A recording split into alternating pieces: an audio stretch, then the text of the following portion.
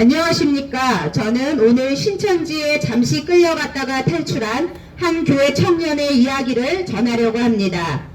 안녕하세요. 저는 과거에 신천지에 잠시 몸담았다가 탈출한 교회에 다니고 있는 청년입니다. 2006년경 군대 전역 후 기독교 백화점에 갔는데 어떤 여자 청년이 제게 기독교인이냐며 본인도 성경에 관심이 많다고 말을 걸어왔습니다. 그러더니 같이 만나서 성경 말씀을 나누면 어떻겠냐고 묻길래 조금 당황스럽긴 했으나 승낙을 했습니다. 저는 당시 이단, 타종교 등을 공부하며 기독교 변증에 몰두했던 터라 일단 그 청년은 이단은 아닌 것으로 판단했습니다.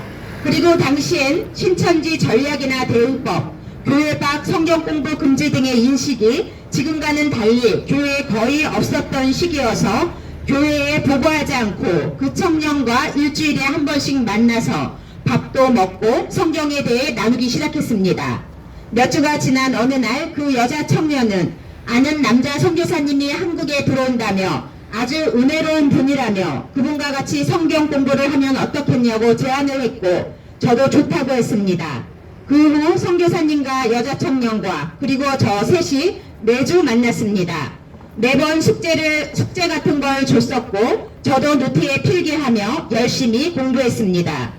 그런데 계속되는 모임이 은혜가 되지 않았습니다.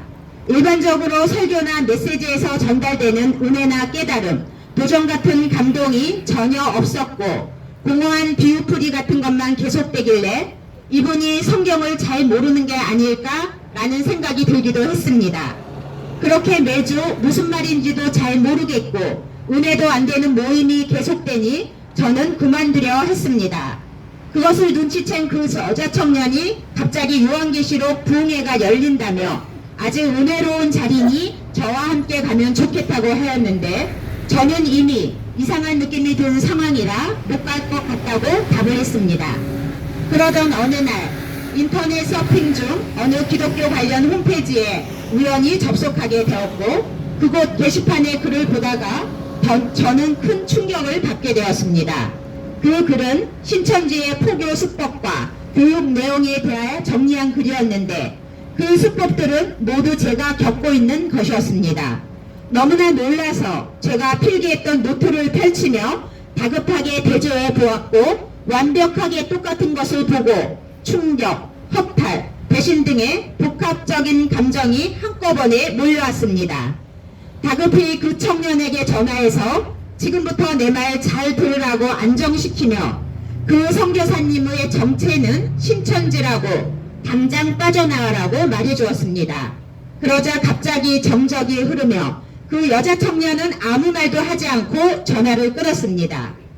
저는 솔직히 그게 정말이냐고 깜빡 속아서 둘 다 큰일 날 뻔했다고 고맙다고 할 줄 알았는데 예상과 전혀 다른 반응에 좀 서운하긴 했지만 아마 그 친구가 너무 큰 충격을 받아서 말을 잇지 못했을 것이라고 넘겼습니다.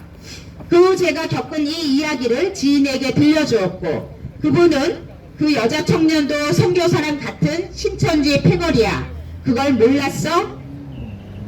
저는 또 한 번의 충격에 정신이 멍해졌습니다. 남자 선교사만 신천지인 줄 알았는데 그 여자도 신천지였다니 더군다나 그 여자가 바로 저를 포섭하기 위해 바람잡이 역할을 했던 이른바 잎사귀였던 사실을 알게 되자 정신이 혼미해졌습니다.